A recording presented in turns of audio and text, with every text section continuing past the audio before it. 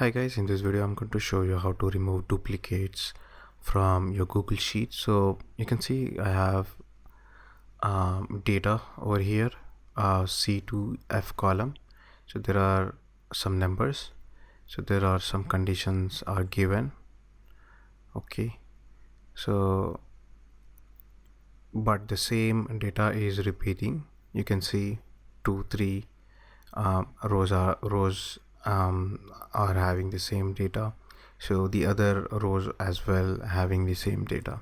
So all I need to do is just select all this data, go to data, and then you see an option called data cleanup, and click on remove duplicates, and you can specifically select any particular column. All you can do is data has header now, so you'll select the first column, which is C, and then click on remove. Now you can see 6 duplicates rows found and removed, 6 unique rows remain. Click on OK. Now you can see the repeated rows are gone now, and then the unique rows are here.